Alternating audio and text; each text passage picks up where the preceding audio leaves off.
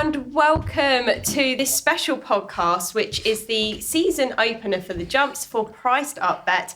I'm your host, Izzy Philips, and today we're diving headfirst into the most exciting time in jumps racing, which is the start of the season. The jumps are back, the fields are fierce, and the predictions, well, they're flying just about as fast as a thoroughbred at the final furlong. We've got a massive panel here today, and if you are just about as obsessed as the jumps as we are, we've got a lot in store. So joining me, I have three absolute legends of National Hunt, and we'll start with Stephen. Most of you will know him as the racing blogger. Stephen, are you excited for the start of the season? Izzy, I'm like a little kid at Christmas. I'm licking my lips, boys and girls. This is going to be a vintage season. You know, you've got Gordon Elliott with some stars. You've got Willie Mullins with a load of stars. All roads lead to Cheltenham at this early stage, and I know the boys on Twitter are buzzing. I can't wait for it to kick off. Down Raw this weekend. Hopefully Jerry Cologne's unleashed and the first of many stars to go to war with. And we've also got a legend of the weighing room, Aiden Coleman. Aiden, you've seen it all right from the thick of it. Mm-hmm. How are you feeling about some of the big questions we've got for you today? Yeah, I'm kind of excited. It's very kind of different. I have a different hat on now than I had for the past probably 20 years. Even this time last year, I was an injured jockey, whereas now I'm coming into a season as a retired jockey. So it's a little bit different, but things like this, I do enjoy talking about it, and I haven't lost the love for the sport. So yeah, I'm looking forward to kind of seeing this side of the game. Look at the smile on his face there on Paisley Park. What a day that was, eh? To get that back, yeah. Absolutely. Yeah. Well, maybe he can tip a few winners to get people smiling like he was on that day. And last but certainly not least, all the way from Ireland, bringing the trainer's insight and a little bit of cheek as well, it's Tony Mullins. Tony, are you ready to stir things up a little today?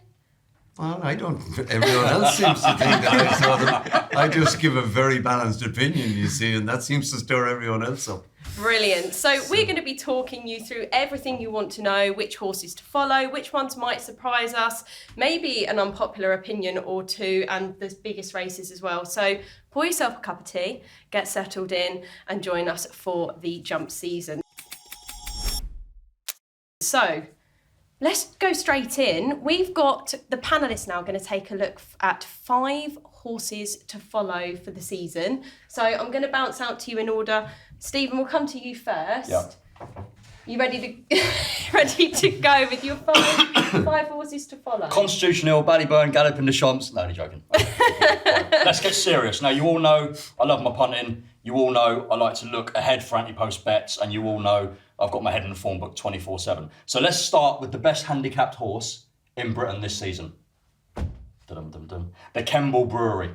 Trained by Kim Bailey, cost 110 grand, won 2 bumpers to start off, had a year off the track, came back recently and beat David Pipe's Duracon, who apparently is the best horse in the yard. The BHA handicap has given him a mark of 1-2-3. Lick your lips, that is there to be abused. This is going to be a 140 plus hurdler off a 1-2-3, Izzy. This is an absolute stormer. He could take high rank this season. He was really impressive on his comeback, showed a good turn of foot. And I think Kim Bailey's going to have a big year. So number 1, the Kemble Brewery. Number 2, I'm good friends with a guy called Pierre Ballard, who I know you probably know very well, Tony Aiden. Yeah. He buys a lot of the horses with Willie Mullins. I was down there at a race meeting a while ago, Izzy, and I said, Pierre, give me one that's gone to Willie's. Give me the best one. He went, write this down. It's a horse by Motivator called Foy de Trois. Finished 3rd at Auteuil on debut. It's a really nice soft introduction. The winner of that race has gone on to win since, and the second has gone on to win since. Now, those races at Auteuil, we all know, are very, very deep. I think this could be a quality horse for Willie this season. So Foy de Trois would be my number 2. We're going to go straight into a 5-year-old mare here for Gordon Elliott, owned by Rob Corr, Tipperary men like myself, called Qualameter, who I think was the most expensive mare ever sold after winning a point-to-point at 500 grand.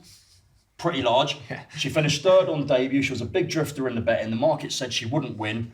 I've listened to Brian Atkinson recently, and he said she was simply too big. They put her away for a year, and she's a different horse. Big things are expected this year, so I think Qualameter could be one to follow. Going back onto one here who's probably slipped by the radar, I think Harry Fry's horses last season at some stage probably weren't running too well at a period, at a bit of a lull. There's a horse in that yard called Alto Belly. I think off a 136, this is one of the best handicapped horses in the country. I think he's a 150 horse. He split Lucia and Importois for JP McManus. Let's not forget, Lucia's now rated 150 plus. Importois is rated 137 plus. His season fell behind him going into the Betfair Hurdle on his last start. But he's a keen pulling horse. I think you have to get the right jockey on board. I think this horse can win some big races this season, probably at a big price. So we've had Four de Trois, we've had the Kemble Brewery, we've had Qualameter and Ante Belly. Izzy, my final one is going to be Brighter Days Ahead for Gordon Elliott. I'm in love with this mare. I wish I could marry her. If Lossiemouth does turn up to the mare's hurdle, she can move aside, because Brighter Days Ahead with her big frame will bully her out of the way. She will go unbeaten all season. I'm sure the boys at Priced Up are going to have an unbeaten bet for all season. I've already started backing her at 4s for the mare's hurdle. She's 3s now, so we've got a bit of value already. I reckon she'll be odds on the day, and I reckon she will hose up at the festival. She is a serious, serious racehorse. So Kemble Brewery, Four de Trois, Qualameter, Ante Belly, and Brighter Days Ahead for you, Stephen. A nice selection of 5 there. And Tony, if I come to you next, I mean, you've got something to follow there. We've got value, we've got inside information. Unexposed. Well, I suppose There can be horses we're looking forward to returning as well. That's your project. Yeah, but I mean, I'm a little dizzy from It's absolutely five bamboozled horses us for the there. national hunt season, so he does without mentioning Willie Mullins horse. I mean, I don't know how that can be done. But that was a bit of a shocker. Yeah, I'm glad I surprised you, Tony. Yeah. I'm going for, well, the obvious one. You all know that I love Factifile. So Factifile, to me, was brilliant all last season. I just thought, no, I'm not knocking his Brown Advisory run, but I thought it wasn't as dynamic as it might have been. So he might have just underperformed on the day. He's going to have to step up from that to match his stablemate Galopin Des Champs. But Factifile, to me, is potentially the best horse in training. Wow. Potentially. No, but he has to prove it yet, and he has to come back and he has a little step to go to get to Galopin Des Champs, but I believe he'll do it. So he'd be my number one. This is going to be a bit boring because they seem to be all Willies. But does win most of the races. My second one is a horse that I haven't heard mentioned in Willies yet, but I know he's there. A horse called Kawabunga. Ooh. Kawa. Writing that down.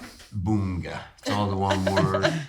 I see the blogger writing it down here. So I just saw him last year in an unraced, a race for horses that have never run over hurdles in Otay, and he was third. Absolutely eating up the ground at the end. And the second horse has won a Group 1 in Longchamp since. Now, it was a confined Group 1, confined to AQPS horses. So it mightn't have been, it doesn't sound as flashy as an open Group 1, but he's, so it was a top class run. Kawabunga. I haven't spoken to anyone in Willies yet, so he probably hasn't even done a bit of fast work yet, but I know how good he is. And I know that he'll be the best man to bring the best out in him. So are we looking at Triumph or Supreme or? Oh, I'd imagine the Ballymore. Ballymore. Yeah. Okay. Right. Or it probably has a new name now. Yeah, I don't know. probably, But the 2 out of 5 novels. Yeah. So we're going to get onto that later. I suppose the switching of conditions and that in Cheltenham. I find it even nearly distressing. Yeah. I think it's terrible. But anyway, so then we move on. We have Factifile Kawabunga. Then I was very impressed with a French horse the other day. Noel George trains again for JP. So my first 3 are JPs. A horse called Stencil. He'll be for the Triumph. He won in Compiègne the other day. A beautiful pedigree by Massar, or whatever you call him, the new approach horse that won the Derby for Godolphin. He ran a bit free the other day in Compiègne. Around jumped middling, and then when he let him go up the long straight, he winged the last 2 and went away and won very impressive. So he'd be one I would imagine will be aimed at the Triumph. So that's my third one, and he's actually French bred, so I haven't got an English horse in there yet at all yet. Is one coming? I suppose, the one horse that, it's very exciting to me is Constitution Hill. It's the best horse we've seen for years. Yeah. I just hope he comes back and proves, he was absolutely superior. And there's no reason why he won't be again. Trained by a brilliant man, and he is a brilliant horse. So just let's hope he comes out in the fight in fifth and sets the season alight. Gives Willie something to scratch his head about with Lossiemouth and State Man, and you know, Ballyburn. Yeah, I can't see Ballyburn must go chasing. Although We'll get to that. How far we're going to get to that. But no, Constitution Hill, I'm really looking forward to. Yeah. I love a champion, and he's one of those. Yeah. So there's no if this happens or if that happens. He is a champion, and let's hope he gets back to doing it and showing his stuff. Yeah. So You got one more. Can we count one more? You've got a pretty good list going here. I just can't think now at the minute for a fifth one. Name a few of my... Can I ask you about one? Yeah. It was Willie Mullins' kind of stable pick last year, one that he was most looking forward to, Margeborough. Yeah, Margeborough, then they all went cold on him, and the next day he ends up winning the Triumph. So... Just he's a tank, isn't he? Yeah. But being a big foiler, I remember Willie saying when he grows into himself, he's going to be some horse. I hope that's the way it works, but it mightn't, you know. I just... he's a very good horse. He doesn't have to improve much. But I just don't hear the lads around the yard now nominating him as the next coming or anything. So it'd be interesting to see how he gets on. Do we know what route he's going to go? Do you think he'll definitely... Because I wondered whether he'd go stayers. And just... He might just go staying now. You see, the Gordon Elliott horses, Tiupu, looks a good thing, but there's some gap after that. Yes. So there is room there. Like if anything happened to Tiupu, could be Staying Hall is very there. It's a very about open. 20 runners there. There'd be about 20 Yeah. runners. Yeah. Bring back Paisley Park. Yeah. Bring back me. Well, sure, all you had to do was sit on him anyway. So he was so good. Yeah, literally, yeah. For 3 years we were living the dream, yeah. 3 years. Oh, so it's fantastic when you get a hold of a horse like that. Yeah. Especially at the later stages, you know how they are to get, don't you? And then Yeah. As you get older and then you realise... they don't come around. Oh, they don't. No. So, that's about it. Yeah, and Aiden, that just leaves... there may be some here that you were already on your list. Factophile is one, but I kind of went to the approach of like which ones would I dream about riding. Oh, and awesome. obviously that means they're probably the best horses as well. They might be a bit unoriginal, but if they win and you back them, then it doesn't matter what they're called or what they are. So I went Factophile first. Yeah. I just love him. You know, when Willie skips the hurdle campaign, you know, I think it's enough said in that. You know, he did it a few years ago, missed out, it didn't really work out in the end. But he was a good horse, but he didn't. Florida Pearl was the first one, and then there's that same Connections, wasn't it? And then he obviously had problems, didn't he? So it didn't last. But he does it with the good ones. So he's the first one. Tony's given him enough introduction. The second one is Slade Steel. I think Henry de Bromhead with Chasers. I know, you got Honeysuckle and all that. Don't get me wrong, but Henry and Chasers just needs no introduction. He won a really good Supreme Novice. Well, it looks like a really good Supreme Novice. Ran well at Punchestown afterwards, and I just think, like, he's already proved to be top class, and I think fences he's going to be better again. It's amazing how sort of under the radar that horse has gone for a horse of his ability. Yeah, exactly. Yeah. I suppose it's just because he, like, the horse that was second in the Supreme. Mystical Power. Yeah, I suppose he was talking horse just by his pedigree, wasn't he? So it never, I thought he was very underrated, but a lot of Henrys are. Yeah. Mm-hmm. I know you take Honeysuckle out, who was the darling of racing for so long, but you even look at like the Sizing Europe stays and all that. I don't think they ever got talked about as champions. Yeah. Would you go Arkle? Well, no, because my next horse in the race is going to be Ballyburn. Yeah. Oh yeah. And so Slade Seal, I just think Henry, and look, he's proven to be top class, and I think Chasers and perfect. I'll get the Ballyburn then, a novice Chasers. I think my bet at the festival is him by whatever distances I don't know the distance market, but you tell me, like, I think plus 4 or 5 lengths. I think he is a beast. Not a question of him winning, it's a question of how far. I think he is a beast. And are you talking for the Arkle? The Arkle. I just found with riding horses, and Tony know this as well, horses sometimes that you might, not that he did, find a 2 mile hurdle a bit sharp. When you bring them back or when you bring up 2 fences, the races are run so much different, and like a lot of 2 mile chases I rode actually started off or they always experimented with 3 miles to 2.5 and ended up coming back. It's all about having a high cruising speed, which Ballyburn has proven to have. You don't need to turn in and quicken up and go through 3 gears. What you do is you go very fast for 2 miles, and that's usually how the best 2 milers worked it, end to end, not necessarily changing gears. And that's why I think if you just go off on a little bit of a tangent, that's why I think John Bond with aggressive ride over 2 miles is his optimum. Right. You know, people say, will he stay 3? Of course he'll stay 3. Yeah. But 2 miles aggressive ride would be his optimum. And I think Ballyburn, just letting him roll over 2 would be perfect. So you're expecting more improvement over fences this year? I just think so, yeah. Like, he's a fine big horse and all that, isn't he? Like, you know, looks like he's more of a chaser, but look, he's kind of set the bar pretty high for himself, hasn't he? Yeah. Sergino. Yeah. Love Sergino. Gino. I love him. Yeah. I wasn't allowed to bet last year because I still had a license. But I told everybody, it didn't work out. He was free money in the Supreme Novice. I thought, Absolutely, like, this should be 1 to 4. Yeah. Didn't run, so it didn't matter. Yeah. And I think after all his ailments as a 4-year-old, to still win an entry, probably not the most impressive performance, but the end of the season, considering he was in training all year, got sick, so they obviously backed off him massively. Yeah.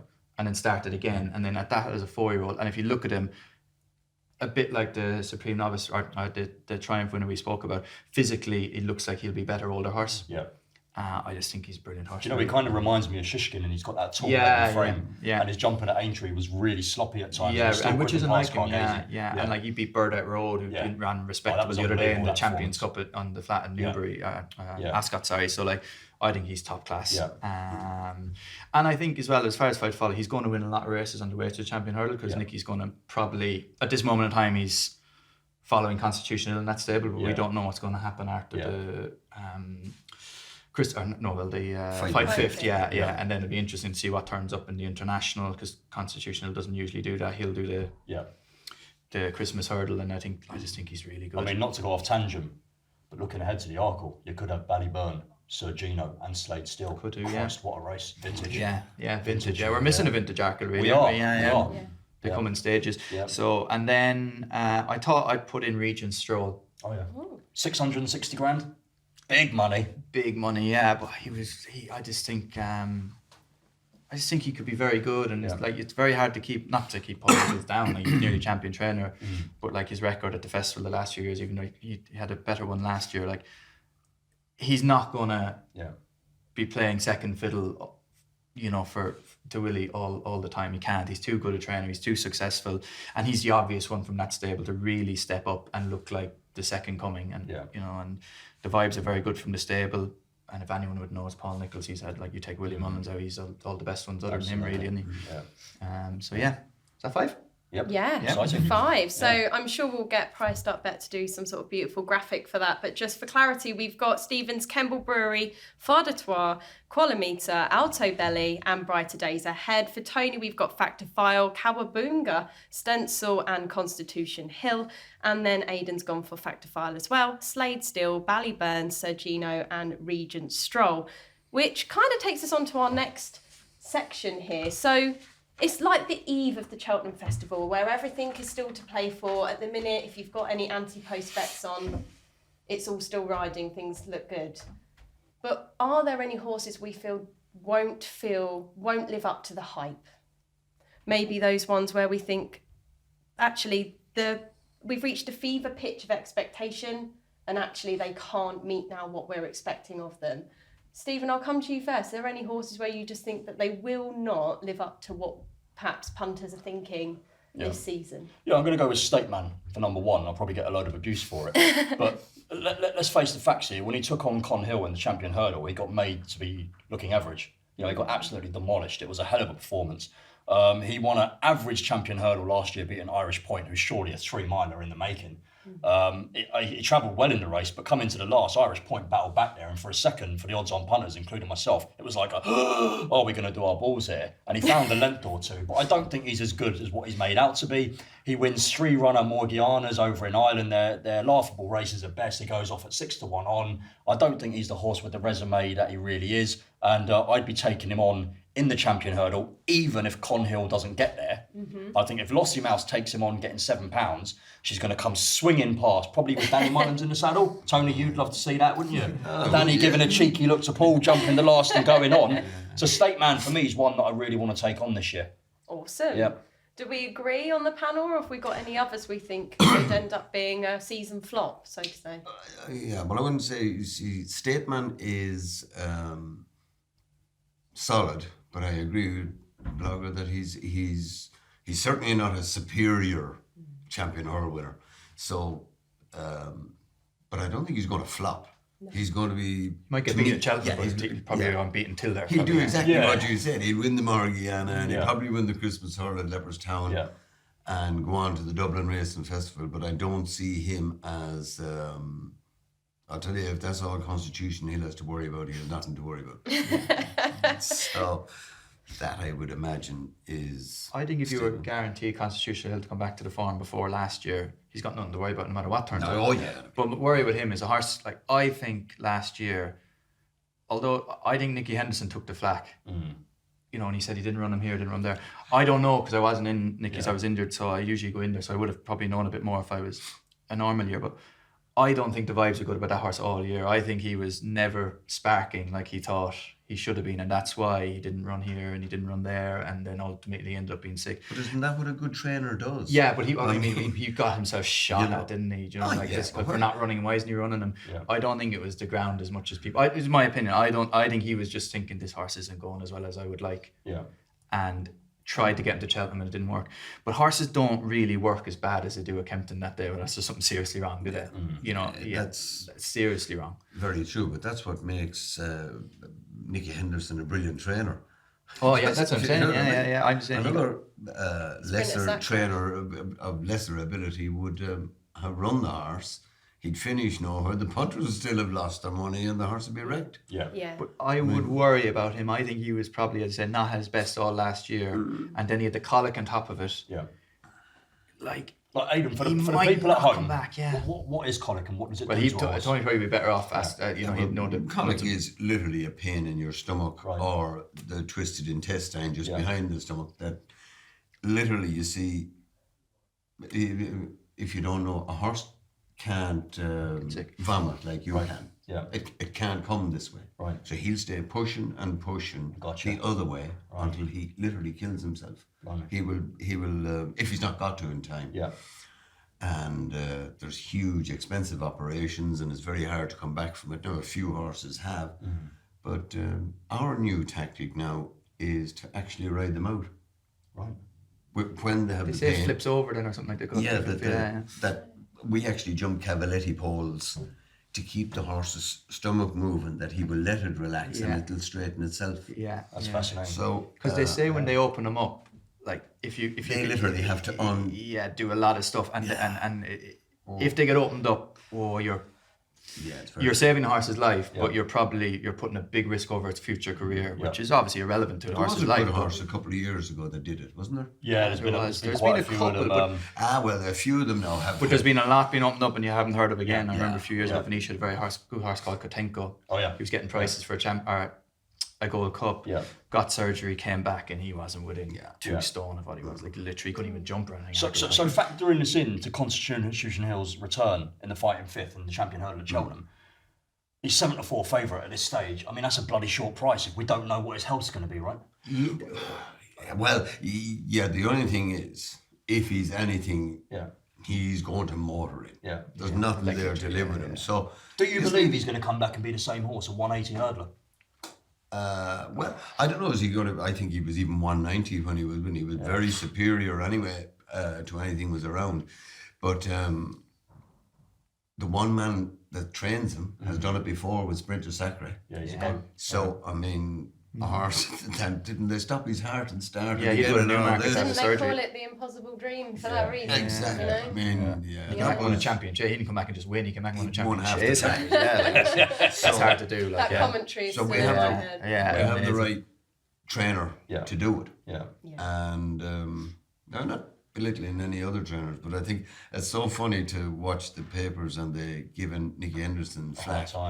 He's one of the top trainers for 40 years. Yeah, and isn't he so good with his time and the way he tells everyone about his horses? And because of that, he gets all the flack on social media, where other trainers would hide the horses behind closed doors and no one would know a thing. Yeah. Almost as good as you, Stephen, with your notes. We get the little printouts, don't we? Over on Twitter. If you can read them. But I just think like just my opinion, Yeah. I think Nicky was protecting the horse and putting himself to be shot at. That's what I think he was doing last year. Could be wrong. I think that horse was never really happy with him last year, and he was like, geez, if I run here, might affect here, and then ultimately it failed anyway because like the horse obviously didn't run. Yeah. But I think he was never really as happy as he should have been. Yeah. And look, I'm obviously a lot younger than Tony. But remember, like before your time now, when you were sucking on a bottle, he trained a horse called See You Then to win the champion hurdle 3 times. But I think twice it was his first run of the season. Yeah, he had very bad legs, didn't he? Yeah. Well, he went to Italy as a 4-year-old, and I think they half wrecked him, and he came back then. It's a big long story. Yeah, right, okay. But it was a brilliant training performance, and so if Constitution Hill has any chance, he's with the right man. Oh, that's 100%. I'm saying I've seconded him 3 times in a row, and he's the best horse I've ever seen. Like he is. I think if they ran him on the flat, he wouldn't be far off top class in that category. Really? Like, he is so good. I think when we in the Supreme Novice, I was like when John Bon was unbeaten in Supreme and Constitution Hill was. We knew he was special. I think at home from the work we always seen at home. But like obviously at the time, John Bon had a chance of beating him because we hadn't seen. And we were flying down to 2 out, and Nico was using me as a brake. Right. Like he was literally using me as a brake. I'm like, how is this possible? I think we were going like 34 mile an hour downhill, and he was like this. Yeah. And he beat me like 10 lengths, didn't he? Yeah. So I remember doing the Cheltenham Festival preview before that Supreme with the fellow who worked at Nicky's, Billy Abraham. Oh yeah, he's now training his own. Yeah, he was assistant at the time. Yeah. And he was on the panel, and I said, I'm going to back John Bon for the Supreme. He went, what are you going to do that for? I went, because I think he'll win. He went, he's got no chance. No. I went, what do you mean? He went, Con Hill's a 30 lengths better horse. Yeah. Well, he wasn't far wrong, yeah. And that's not knocking John Bon. No. I think we're marking up Constitution Hill. Yeah. Unbelievable. Yeah. So even though I know we're very, very excited for the festival, we have got a long season ahead of us, and that starts to peak around Christmas, where we have the King George Chase at Kempton. So that's what we're going to take a look at next. Now, last year, Hewitt claimed the crown in style, given his connections a day to remember. And obviously we had poor Shishkin, who tripped himself up and sadly no longer with us either. So we've got plenty of familiar names hopefully going to line up again this year. But there's a few new faces as well who could be shaking things up. If we have a little think about who we might like for the King George at Kempton, Tony? If I come to you first. This is another very exciting one here with the French horse, France. He could be, a dynamic horse, but he's again a bit like Factifile. He's moving out of the novice. He's going to meet the big boys now, so he'll want to have his big boys pants on. So you have. Were you impressed with his comeback at Auteuil there the other day? It was, yeah. He was good, and he was brilliant last year. But he still has to, when you move Aiden, confirm, that riding novices, when you get out into the following season against the Open, especially when they're forwardly ridden, isn't it? Like, it is a different scene. Very different story altogether. You're going around in a novice there on a half-free horse like him, and you're running all over everything. Yeah. That won't happen in the King George. Right. There'll be rubber right on his tail. Yeah. Bang. And if he falls, the next lad will be right on his tail. And the next lad. You have horses like Fast or Slow. Gaelic Warrior. Ilite Thompson. That's literally, I was looking through it. The little horse that has a heart. I think he went so far under the radar last year. It was a disgrace. He's Danny's favourite. He won everything. Every festival going. Some Constitution. Yeah, and like you said, like whatever running and all, but winning bar Cheltenham, I thought give the horse a bit of credit. Like Danny says that he's just never ridden a horse with a heart like him. And what price is he for the? He's around 16 to 1. There you go. I think that's a good bet each way. He's a good each way. Yeah, I think he's a good each way bet because he's rock solid. And he's some trier. Yeah. So he's going to turn up this year, basically. Whereas the others, Ile France and that, it's one or the other seems to be with him. And I'm not saying he can't win, and he could be an impressive winner. But as Tony alluded to there, when he turns in this year's King George, bear in mind it all goes well to that point, he's going to have all those horses on his tail, and they're going to have a crack. The big question mark is whether he can go again. Yeah. Or else they're just going to come past him. And that's too much of a question mark to be taking favourites price for me. Yeah, fair play. Yeah, I'd have to agree that fast or slow, then you see comes into it a bit. 3-time Grade 1 winner, twice around Punchestown, right-handed. Beaten the Gold Cup horse twice, wasn't it? Unbelievable. Fair yeah. to swear, Both Twice, times, didn't he? Yeah. So the John Durkin and at the festival. Surely he's tailor-made for this race, isn't he? Tailor-made. And I think his trainer is a brilliant target planner. That I think he'll be trained, and he's already said since the summer that this is his race, isn't it? Yeah. Yeah. So he has all the credentials.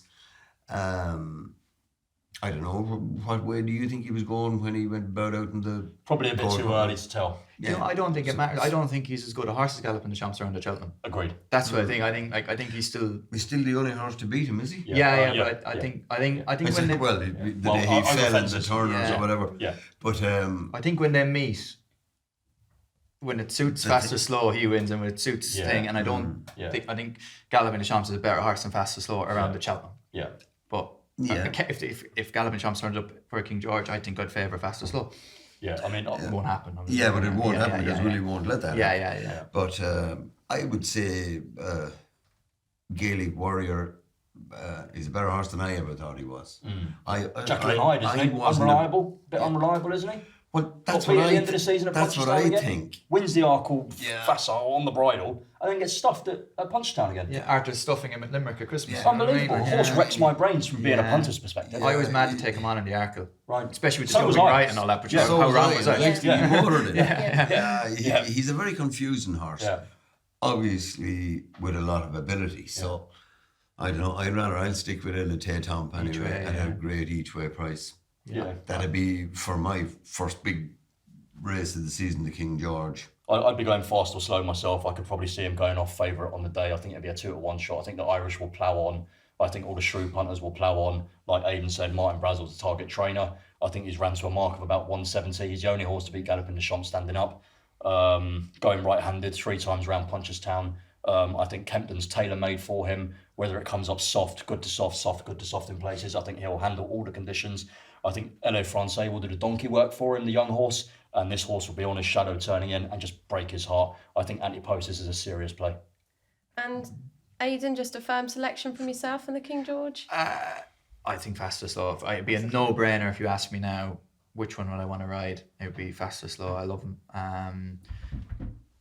Yeah. He's, as you said, we don't need any more introduction to him. I think he's and I think Martin Brazel's a brilliant trainer, and he's targeted this literally since this horse is in the field. Yeah. He's trained, from his first day on the Walker, the King George he's starting back from that, and I think he's well able to, I think he's very good. And what a race the King George. He's definitely going to go off shorter than he is now.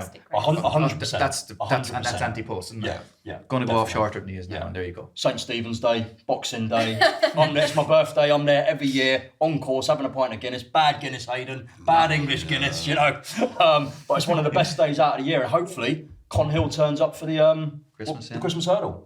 What a card that could be. Jesus Christ. Very, very exciting. And it's a nice way to lead us into then what we have to come next. So shortly after Christmas, and we've had the excitement of the King George, and we've all eaten turkey till our heart's content, we then move to February, where we start to think about the Dublin Racing Festival. And guys, what do we think? Do we think it will be another Willie Mullins showcase, or have we got other horses that we're looking forward to seeing at the Dublin Racing Festival? I mean, he was so dominant in the past year.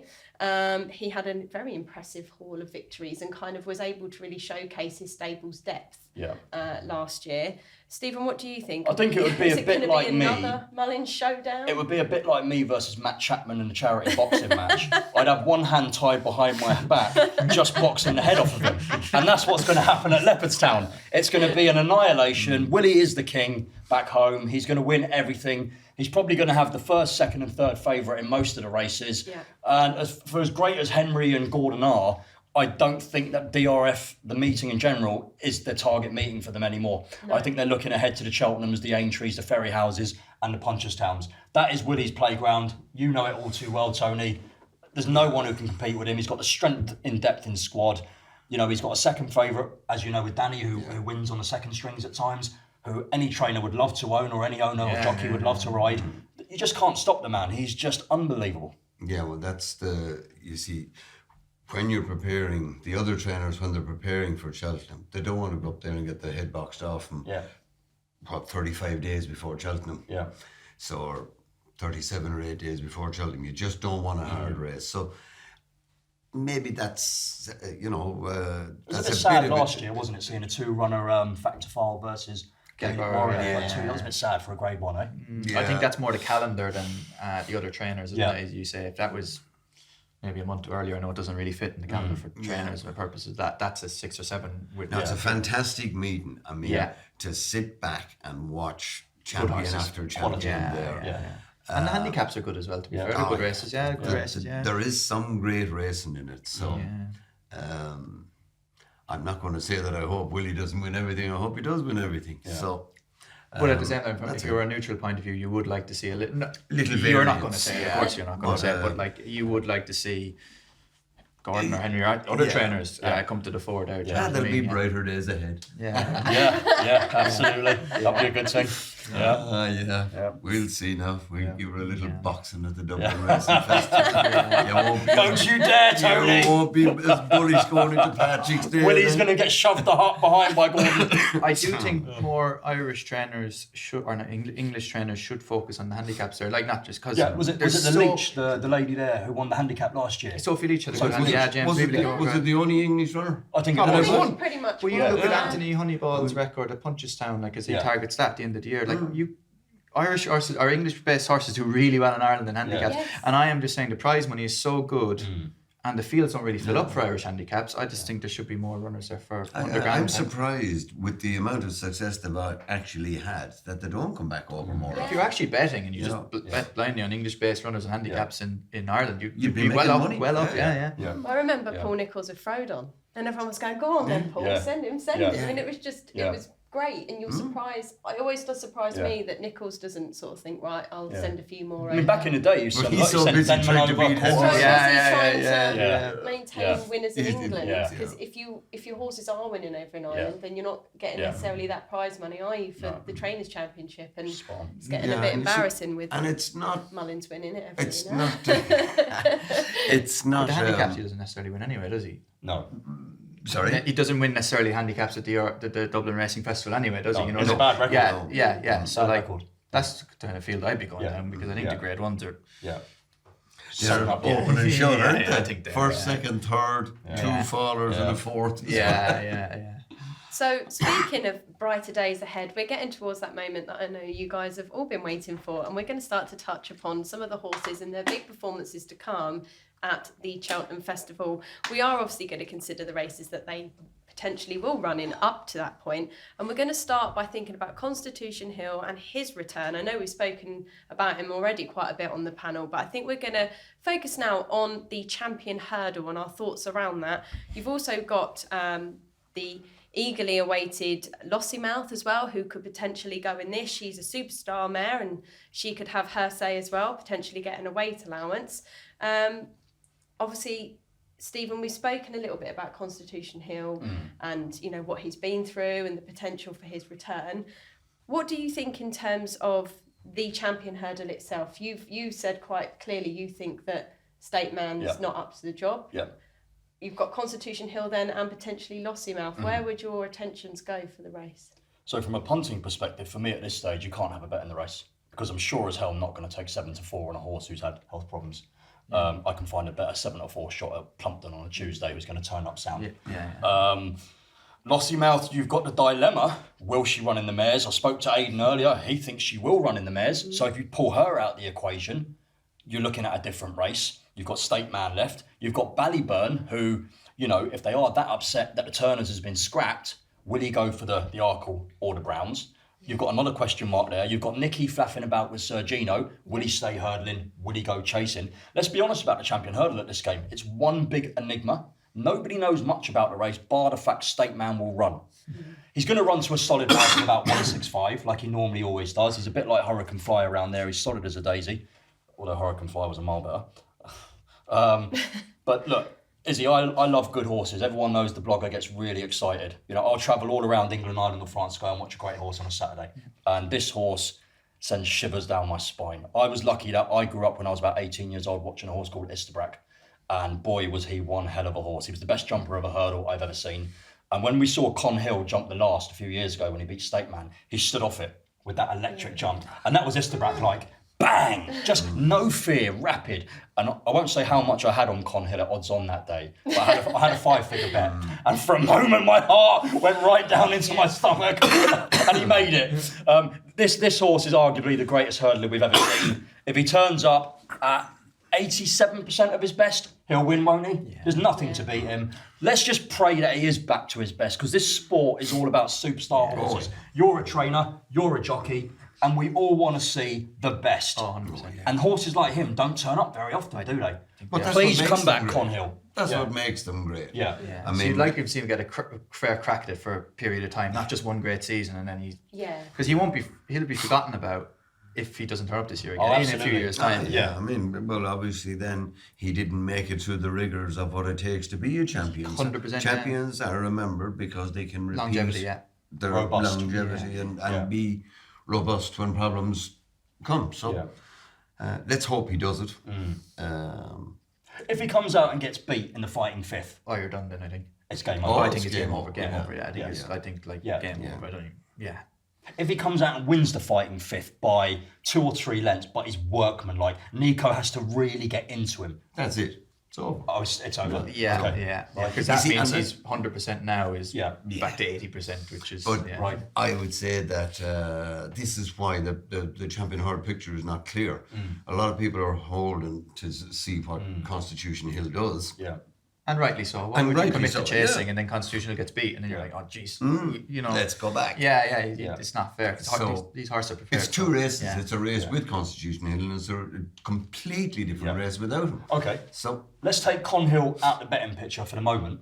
So we've got Stateman, Lossiemouth, Ballyburn, Sir Gino. What do you do? Yeah, well, you see, hold on now. Are you saying take him out of the race or take him out of the betting? Take him out of the betting. So we're betting without Con Hill. Yeah, but betting without Con Hill doesn't. So who wins the champ hurdle even if Con Hill wins? No, you see, it's a completely different race. They won't run, you see. They won't run. Yeah, they'll scare them all off. Yeah, they won't run. Okay. They'll scare them up. So you can't bet without him because they won't go. It's Gino. Lossiemouth will go for the mares. I think maybe it's Gino, Mike. I think he's a 4-year-old after not having loads of runs last year. I think he'll stay hurdling this year. Right. I don't know. That's my opinion. I think he'll stay hurdling. Yeah. He's got so much time on his side.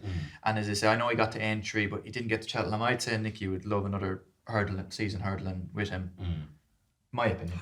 And my opinion is that if he stays hurdling, it means Constitution Hill is not the horse that he was. Yeah, fair enough. Which would be a pity. Yeah. So, Aiden, Stephen mentioned you've got really strong opinions on Lossiemouth definitely going for the mares, because I know when we arrived earlier, my personal opinion is that Lossiemouth should absolutely go for the champion hurdle because she'll get her allowance. I think she could be something really, really special, and it would be a travesty if she was to go to the mares. I think Tony and I are in the same camp here. Like, it's so hard to win at Cheltenham. I know Willie seems to do it the whole time, but don't get me wrong, he doesn't take it for granted. He's only at 100. Yeah, he doesn't take it for granted. And winners at Cheltenham are special at any level. So why, like people saying last year, she should have ran in the champion hurdle. So why would Willie have the 1-2 in the champion hurdle, be it probably Lossiemouth beating Stateman, and then watch the mare's hurdle? I know he probably runners in it from and not win it. Yeah, like. It's another grade 1 and a fantastic day. Like, why would I would just go winners? Yeah. You can't argue with it, can you? If you remember the year, of course, everybody forgets this, the year that Annie Power famously fell at the last. Willie won it anyway. With Glenn's Melody, Yeah. Everyone forgets that. Yeah. That's the sort of backup power he has. So, and myself and Aiden both think Willie will go for the winner. Yeah. And if any danger of Constitution Hill or anything like that, he'll just go straight for the mare's hurdle and she won't come off the bridle. Would Lossiemouth beat Stateman in champion hurdle at Cheltenham? Oh, I think she would. I think she would, because she's won as well. She won an international on the new course, which is a vastly different course. How impressive was that, by the way? But it's so different from the old course. Like, they might as well be in different countries. Right. You need so many different characteristics. It's a stairs. Basically, the Gold Cup stairs hurdle are running the new course, which is stamina track, speed track, champion chase, champion hurdle, old course.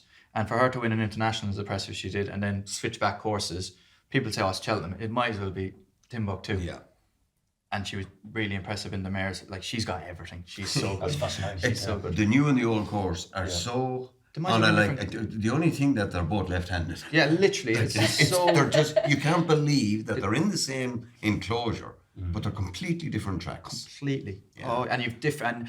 And you've got to factor in that when you're going As a punter and a rider, yeah. definitely as a rider, I think like you get to the You top ride a of the completely hill. different race. Top of the hill on the new course, the top of the hill on the old course is like, I don't know the exact difference, but I think there's like 2 jumps in the last mile. I know there's 2 jumps in the last 6.5 furlongs. Up hurdles, yeah. When you land over the third last, you still have the bones of a mile to run in. Which is half a race On in the a what 2 mile course? in the new course. The new course, Yeah, yeah. yeah. I keep mixing them up, but the long one down where the New course, World yeah. Cup and that is, that's over fences, but over hurdles, the 7, just short, a couple of meters short of 7 furlongs to run when you with 2 to jump. Flat speed, It's Yeah. just, it's a completely different track.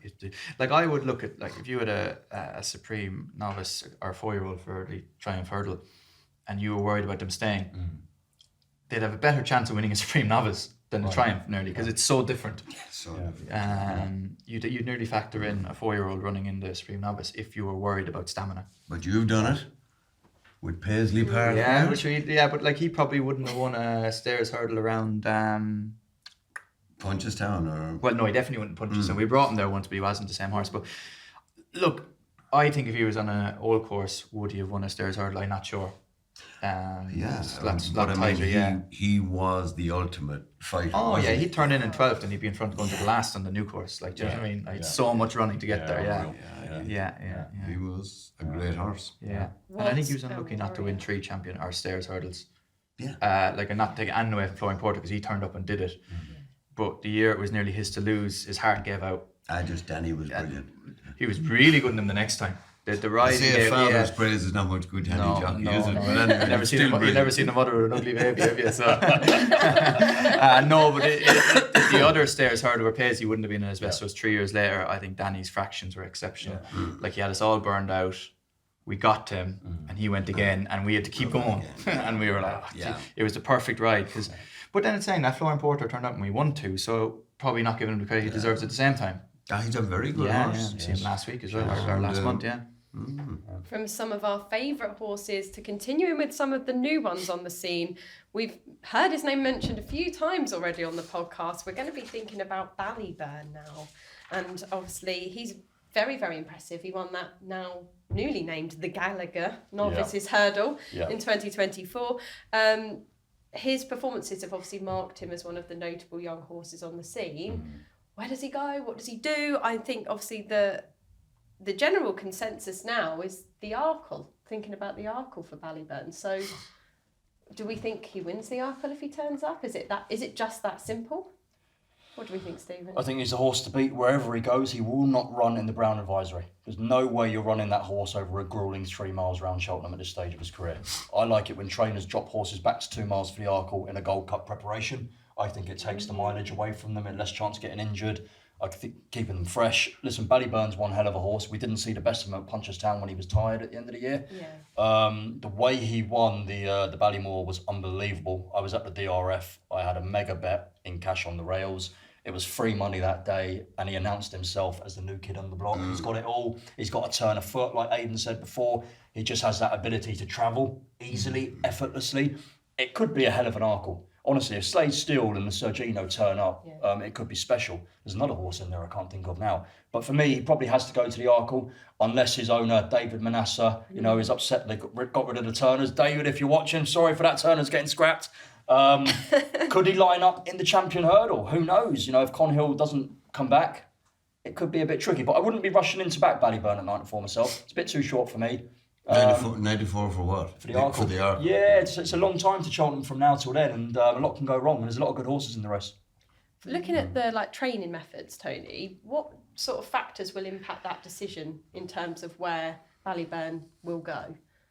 Well, I would say they'll feel their way with the likes of the Dublin Racing Festival.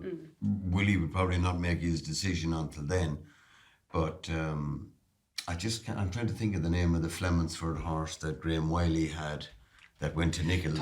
Tidal Bay. Yeah. Now he's a Flemonsford horse that won the Arkle, came on then and done so many things over staying distances after, and came back and won a 2 mile again. So remember he was at Alexis, he needed all the running to get up on the line to be Clemens there, you know what I mean? He looked beaten 50 yards from the line. He looked like he was only going to be fourth, and he burst through on the line to win. Ruby special. It was a Ruby special again, but he was a Flemonsford that easily danced up from 2 miles up to 3 and back down to 2 and. My way to Salzin won an Arkle and then won a stairs hurling Alan next King, year, didn't he? Yeah. Won a stairs hurl at 3 and went back to win an Arkle at 2, I think. Did he not win the Arkle first and then a couple of years later then win the stairs? I thought it was the other way. But either way, it doesn't really matter. It's the fact that how much do you have to stay to win an Arkle basically is what the point is, isn't it? Yeah. You take what was the presenting horse of Mouse's that won the Gold Cup. He was beaten. War Patrician got beaten, just beaten in an Arkle. Yeah. And an Arkle. Yeah. And Kicking King got beaten in a Supreme and an Arkle. And won a King and won a Gold Cup and King then dropped George. down to win an Arkle. That's unbelievable. Really? Go the other way around. Yeah, that's unbelievable. I'll tell you how. Bloody hell. Yeah. How I remember that is I remember doing a Cheltenham preview one day and I said I'd eat me hat if a winner of the stairs can win the Arkle. Yeah, that's crazy. That. But again, if you look now that we know now, it's actually a good trend, isn't it? Yeah. Looking at it now. You need a stout stayer. Like what fell, was it My Way to Salzin's Arkle when was it not Butler's Cabin, Don't Push It was going well in behind him at Grand National there. Yeah, Grand Was it National, that? Yeah, fell second last. Yeah. So like you need to stay to win an Arkle, so that goes to show that Ballyburn will be plenty quick enough to win an Arkle, is what we're saying. Yeah, I mean, don't push it. Just class Swiss horses Magic as well, are class horses. Swiss Magic, yeah. 2 out. They fell out upsides. Yeah. Offsides, yeah. Tidal Bay was in the race as well. There you go. Yeah. Yeah, good race that. Yeah. Like when I hear people saying that the Gold Cup is a slow horses race, what a stupid statement! Because I mean, it's a champion chaser really that can stay. Yeah. That's what it is. Oh, yeah. I'll tell you, when you bring a slow horse to the Gold Cup, and I tell you, the ambulance will be passing you after 3 fences. You know, so how they can say that? Oh, it's a slow horses race. What a stupid statement! I'll tell you what it is. It's an ultimate stairs race at the same time. But that's why I think it's the pinnacle of jump racing, because as you say, you need to be fast. Yeah. The Gold Cup horses would be competitive in the champion chase 2 days before if they ran it, wouldn't they? Yeah, they would be competitive, 100%. Right. 100%. And they just stay going for twice as long. Yeah, exactly. Yeah. If you had a horse that, you get an odd time, you get one like the Davy Russell horse that Jim Cullity trained. Lord Windermere. Lord Windermere, he went around the back and won a Gold Cup that way. But the normal runners, they are up there and man. But when you look at the form of that race, when you look at the Giant Bolster and was it on you go? Was it David Casey? What did he ride? Graham Wiley horse for Willie. Oh yeah, I know that one. On my own time. Sorry? Is that the Lord Windermere Gold Cup? Yeah. Silvagnac Conti was in there, wasn't Who he? didn't really like Bobsworth. Yeah, Bob. They were up the other rail. On his own, was that? On his own, that was 100%, yeah, because it was an inquiry, remember. But again, like normal Gold Cups, look, they turned up and they nearly did it on the day, so you can't underestimate them. But they wouldn't have been mapped in Kettle Stars Gold Cup or probably Galloping Champs' Gold Cups, to be honest. It was just the year, and I don't think we're having one of them years this year. So are we all in agreement that Ballyburn will go for the Arkle this year? I'm going to say yes. Yeah, I can't see him going for the Brown Advisory. Yeah. So and they've taken away his other race. So, what is it? Arkle or Champion Hurl? Is that Arkle basically? Arkle for me, all the way. So from Ballyburn's potential to be going chasing to brighter days ahead, staying hurdling, we need to kind of hold Stephen back on this section before he starts frothing at the mouth. But we've got brighter days ahead, who is a very talented young horse trained by Gordon Elliott, made the headlines with a decision to continue his career over hurdles rather than transition into chasing. Now, obviously there's nothing wrong with that if that's where your kind of proven form is. What do you guys make of that decision and the now likely Cheltenham targets for brighter days ahead? Well, it's a funny one really, because Tiupu is also a Gordon Elliott horse, and he seems to be way superior in the staying division. So it's a little confusing for me. I don't see anything getting near Tiupu at the moment. No. So I'm just surprised that Brighter Days Ahead is going the same route. Or have they said they're going that route? Yep, they're staying hurdling. She'll go for the mare's hurdle. Yeah. When now? Make up your mind. When now? How do you mean? He's going for the stairs hurdle or the mare's hurdle? Mare's hurdle. Mare's hurdle. Brighter days ahead. Yeah. Mare's hurdle. Sorry, I thought somebody was inferring there that she was going for the Stairs. Stairs, the which stairs. one? No. Yeah. I couldn't see that. Yeah. She'd just have to meet Lassie Mout in the mares. Question for you both. For such a, have you seen Brighter Days Ahead in the flesh? Fine big mare, isn't she? Yeah. Massive. She's only 5 at the same time, man. Is that why they'd be holding her back from I not think going I'd fencing say this there's year? just no rush. I don't know, that would be one of the factors anyway. Well, I've never seen Jigginstown Hold carry back. on with no rush. There seems to be a rush the whole time there. Yeah, fair. She's a hell of a mare. Ooh, man. I mean, if it is Lossie versus Brighter Days Ahead in the mares, that's a cracker, isn't it? The thing I can't get away from, and I hate to say it, like, she got beat by Golden Ace last year, and then, like, where is she going to be in a champion hurdle or against Lassie? You know, she's not going to be. And I know she came out and she won before and after, but I'm thinking, like, why did she not win at Cheltenham then? Did Jack Kennedy not make enough use of her early doors? Yeah, fine. If that's true, and that's why she got beat in that race for that sole reason, that's not good enough to then step up a stone to beat the other horses. You know what I mean? Yeah. Like, usually it'd want to be a very bad ride. Yeah, he'd want to absolutely have, and he wouldn't have done that. Yeah, and that's only. And it wasn't a very bad No, ride. that's she what was I mean. still upsides jumping the last. That's what I'm saying. That's the only way I'd have. That form isn't good enough to win any of the races we're talking about. Yeah. And I feel like I'm doing Golden Ace a disservice here, and I might well be. I'm not saying I'm not. Yeah. I just would worry about that a little bit. Right. Yeah, I would worry about it a little bit. Yeah. So is she the superstar mare we think she is, or we're not too sure at this moment? She did nothing wrong in entry then afterwards, so maybe she just didn't turn up at Cheltenham for whatever reason. That's the only thing I'm saying. Yeah. Well, that would have to be the reason. No, it is the only reason. She's certainly not a Dawn Run when you get out of here. There's never been a Dawn Run. And there never will be. And there never will be. Ever. The only horse, must be reminded again, Blogger, the only horse ever to win the champion hurdle in the Gold Cup. Not only the only mare, the only horse ever to do it. For a long time. Yeah. I can't see that changing for a long time. What a mare. And when she won that Gold Cup, a month and a half later, she came back to Punchestown and beat the champion chaser over 2 miles. Right. So she went up from 2 miles to 3 and went back down to 2, went back up to 3 1/4 for the Gold Cup and back down to 2 again. And this is over 3. So you wouldn't even see a trainer in this day and age attempt that these days? Yeah, I wouldn't even do it. Yeah, that's my father was exceptional at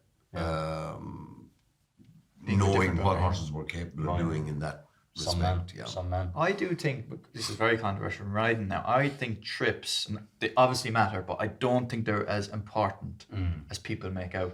Those, as we kind of half touched on it, good horses will win over most trips. That is simple as. And I think 2.5 to 3, 2.5 to 2, maybe from 2 to 3 is probably a little bit different, don't get me wrong.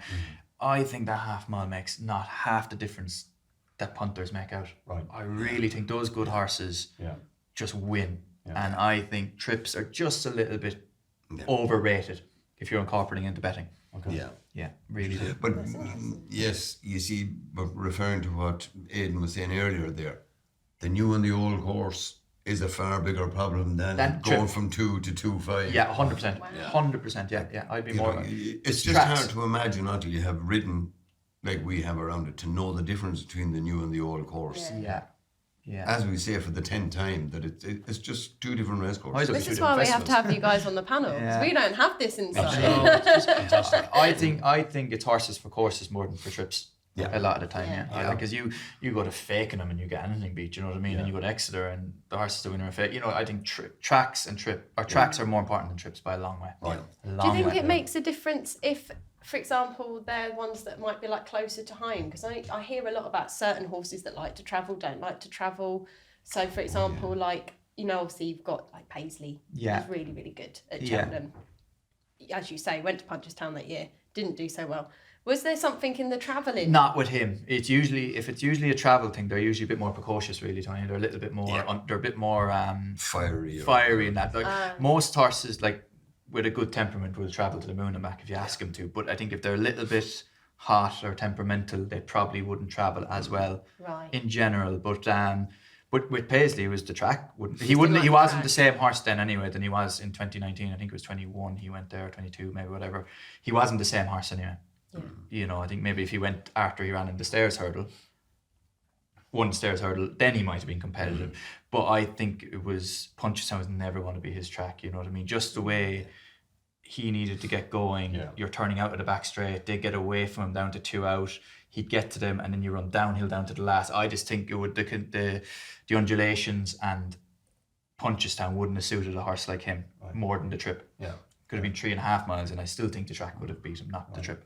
It's an interesting perspective then. So certainly what we're saying is horses for courses, you'd put more into a horse over a particular track, even if it's Cheltenham old or new. You've got to check that, as opposed to the distance travelled or the distance of the race. Yeah, and I think there's clues the whole way. If you're talking just Cheltenham in mind, there is clues the whole way to the thing and what performance these horses are putting at different tracks. I know a lot of the time it's going to be Newbury, Leopardstown, Kempton, them tracks is not. But if you're looking from a novice's point of view, if you see how well they act around it, just any track really, and then you incorporate that into the course they're running at Cheltenham, you might get a little bit of advantage there. Right. Interesting. Yeah. Stephen, I know that when I started at the top of this segment, you've got a particularly strong opinion when it comes to hurdlers for Gordon Elliott. Yeah. So do you want to take it away with the stayers prediction that you've got for us? Probably in under 30 seconds. Tiapu will win the Hatton's Grace. He'll win the Stayers Hurdle at Cheltenham. He'll go to Punchestown and win there. 3 runs, 3 wins, be unbeaten all year. It's a terrible Stayers Hurdle. The French horse Delame is so injury prone, he probably won't even turn up. You can continue to look down the betting from there. You'll probably find horses who are £15 below Tiapu. He's just a very good horse in a bad Stayers Hurdle, and if he gets there sound, he wins. Banker. But you have you see this thing with Kyprios on the flat. Yeah. He's a superior stayer. So it makes the others look ordinary. They're not ordinary, but it makes them look ordinary because he is so superior. Yeah. And Tiapu is probably doing the same in the stayers division over jumps. So I know we shouldn't be knocking the horses that he's beaten. We should be just gloating on the brilliance of Tiapu. Yeah. But you take him out, it's going to be like a Pretemps 2, isn't it? That's really, it is just going to be levels, 30 runners basically at levels. It will be mental because looking through the betting, I think like Lossimo is like nearly second favourite for the Stayers, and like Strong Leader who won for Ollie last year at Aintree, won a Grade 1 in his own right, probably the best stayer nearly in England. But absolutely. 16-1. Yeah, and if you're taking with Tiahupu, he is a 16-1 chance to beat him, probably more even, to be honest. I mean, look, you've got Tiahupu at 5-2. You've got Delame who may not run. You've got Irish Point who's out for the year. You've got Lossy Mouth who won't run. Brighter Days Ahead who won't run. And then the next horse is 16 Strong Leader. Yeah. Then you've Ballyburn who won't run. Stella Story who's going chasing. State Steel's going chasing. In there Put at it this way. 16s, I think. Which one? Margebrough's in there. Yeah, he is. Put it. Flooring Porter 20s. Dance Why again. not? He's done it. He's been trained with somebody. I heard the other day he's been trained for the Entry National. Right. So now he might run in 1 or 2 of these. I don't know. I'd be taking him on all day in an Entry National. Well, somebody was interviewed the other day. I think I said that as well. Yeah, that he's been trained with the Entry National in mind. What about Dan Skelton's Langer Dan, who continued to improve last year? One of the races of the season at Aintree. Are we going for it with Langer Dan? But could he be a stairs horse then? Stay 2-4 easy enough. I know Aintree's flat and Cheltenham's completely different, but won a county over 2-5 twice. Coral over 2-5. They won 2 Corals, and he was second in what was he second in the year before that as a novice? Oh God, we're going back. Probably not the Fred Winters. What do you call the Albert Bartlett, was it? Or? No, I don't think he was Albert Bartlett, no. Langer Dan, let's pull him up. Put it this way, just to go back a little bit to the Stairs, sorry. Could Brighter Days Ahead run on the Stairs? She stays. Yes, but she was the same.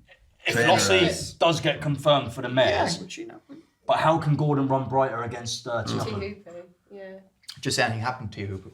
Oh, for sure, absolutely. Theoretically, yeah. 100%. If you could get non-runner money back, she's a free bet, isn't she? I think she's a free bet, yeah. Yeah, because if she doesn't run, but if she does run and Tiahupu gets injured, blimey, she'll go a favourite. Yeah, you want on as well, yeah. You won't get...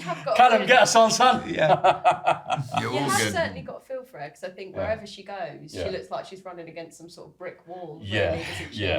But she's one of those that hopefully will have her turn in the sun, For sure. Well, she's had it anyway. But so many horses don't get any turn. She's big, like a proper... She's potentially a champion. Yeah. But as you say, everywhere she turns, there seems to be a problem. Imagine she beats him. That'd be pretty wild. But do you know what I'm saying? There's not 4 to beat in all these races. There's literally 1, isn't No, it? it's It's like literally 1 in every top, race. You know, she is second best in all the races we're talking about. Yeah. Like, so, Yeah. like, law of averages, Yeah. one of them is not going to beat it, really, It's not isn't it? gonna Yeah. get to turn up and Yeah. she can duck for Yeah. that She could duck for division that one, then. Yeah. There we go. See up with bomb-proof. Wins. Bomb-proof. Yeah, I think Wins. so. You've Yeah. heard it here first, Wins. people. Yeah. Yeah. Aidan, I'm going to come to you first for this section because we're going to take a little look at the champion chase and the showdown between El Fabiolo versus John Bon. Now, obviously, you were John Bon's former jockey, and he was a massive highlight in your career. Yeah. We spoke a little bit earlier when we were just talking about what a tank he looks and, you know, really how fantastic he has been. Now, we've obviously got this matchup here with El Fabiolo. What side would you come down on? Again, I'm going on tracks. Take John Bon on at Cheltenham, and I would back him in all the other tracks he could run at, basically, because they're all flatter. I don't think Cheltenham suits John Bon. No. Like, fine, he got beat by Constitution Hill. Then he wasn't really right, even though I got the stick when Al Fabiola beat him in the Arkle. Jeez, I got some stick for that as well. Like, you're on drugs. He fell in and he wasn't really right. And then he won an entry, a different horse, and then he won at Sandown, an open grade one as a novice, which is kind of an old school preparation. Win an entry and then go to the celebration against the older horses. Oh, he ran 2 weeks later. at Sandown. Yeah. The thing with John Bon is he thrives off racing. You couldn't race him enough, and that's why every year, like this year, he got beaten the prep run in the Shola. Yeah, no, he won the show. He won the Clarence show. House. Yeah, the Clarence House. He kind of runs at Christmas. Nicky puts him away for Cheltenham, and then he's never the same horse on the prep run. But he got away with it at Haydock with me, but wasn't impressive, and he got away with it at Warwick with me, but wasn't impressive. Yeah. And he didn't run at Cheltenham last year. I don't think he's at his best at Cheltenham. But if you ran a champion chase around Sandown, I don't think Al Fabiola beat him at all. Yeah. But I think but he did that last year, didn't he? Yeah. You can't mess around with them railway fences out the back. But then I suppose the question mark is Al Fabiola's jumping, you know. Gone to pots, isn't it? What's gone wrong there from a trainer's perspective? The great El Fabiolo can't lift a leg. Yeah, I don't know. Maybe he has some niggly injury. Do you remember Footpad? Yeah. Another one. He was an absolute brilliant jumper that won all season on his novice year. Yeah. And out the following season, he couldn't jump a fence. Yeah. So he didn't forget how to jump. No. So there must have been some little spinal issue or something. Spine or ligament of some sort that wasn't obvious to the naked eye. Yeah. But don't tell me he forgot how to jump. Right. He just didn't. There was some other problem. Yeah. It always is, isn't it? You know, it always is. They they either don't jump from early on. Yeah. Yeah. Or But physical. what I'm saying, he was absolutely. Yeah, but I think I even remember Willie saying that he was the best novice. I made a running in his Arkle, a horse called St. Calvados. Oh yeah, big bull of a horse, Harry Whittingham. Yeah, and like he was so impressive. Yeah. I remember jumping to second last, finished third, and I could see Ruby celebrating. Like, do you know what I mean? Like, literally, it was. Yeah. He was, but then again, we never seen them. I think he obviously did. He win at Punchestown afterwards, basically. Did he probably? Probably yeah. did, But then we never seen him again. Well, we did. We saw plenty of him. He got But no, sorry, to that level. Yeah. Oh yeah, to that level. Yeah, like he when he won the Arkle, I imagine he was odds on for the next year's champion chase. And like, So which brings us back to another horse for the champion chase. Energumene. Yeah. English pointer going for the champion chase. Yeah. But can I say something really controversial? Well, Yeah, go on. Well, please do. Yeah. Do it. Hasn't he won 2 of the worst champion chases in history? Shishkin's pulled up, the favourite. Edwardstone has tailed off, the second favourite. He's had nothing to beat both times. Isn't he the most over-glorified horse in history? And gets heavy ground every year. The heavens open. It goes to pots. Oh, it's so hard because I'm going to... Good horse. Of course he is, yeah. But He hasn't had a race there. maybe. They've not been as competitive as maybe like the previous Dire years. champion chases. But the year before put the kettle on one and everyone knocked that race. Yeah. She won, literally, yeah. And I can see why, because she beat New Vernegra, and I know he was a very, what's his name? Willie's horse. Top class, like really good. Rich Ritchie's horse. Yeah. Oh my God. Tip of my tongue. Yeah. He came past me turning in, he went about 3 lengths up on me, and then I came back and beat him. Paul rode it. Gosh, and Willie hadn't won a champion chase at the time. I can't do Oh, you know the horse so well. Blank on me. Oh, I've gone blank as well. Chac and Poswell?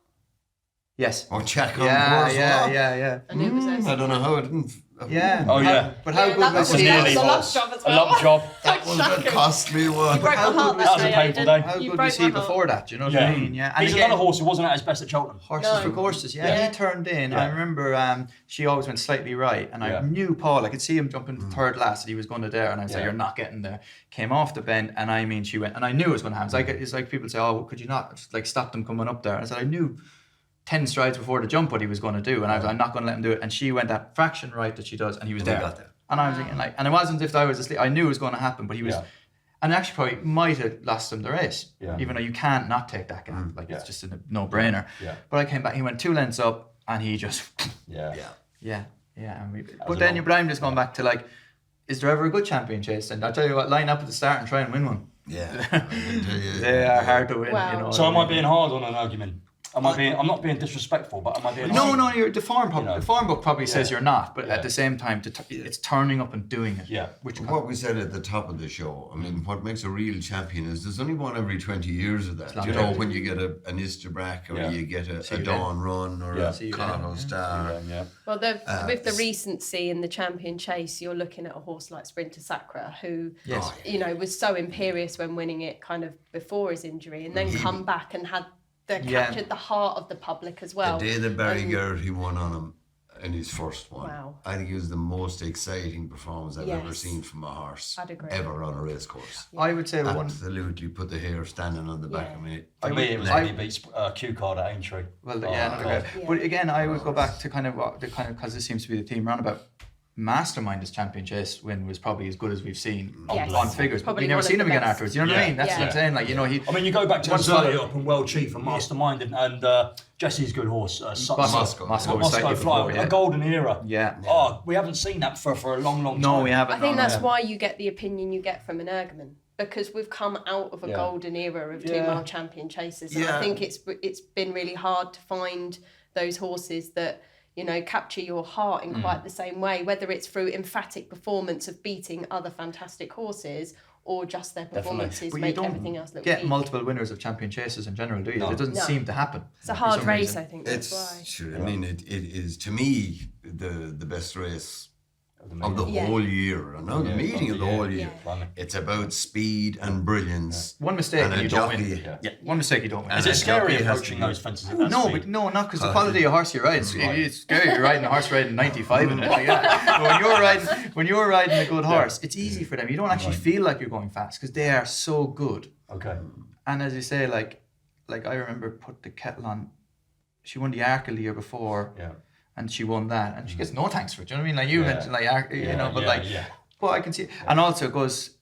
She is another good, whatever way you want to look at the mares' races and the changes and all that. Like she was favourite for the mares' race chase on the Friday. Different, and I remember when Henry rang me up. I don't think I was involved in the decision at all, but he rang me up and kind of said, "We're going for the champion chase unless you say no, she can't go for it. You have to go for the mares' race." And I was like, "She's won an Arkle. Like she loves the course." Yeah.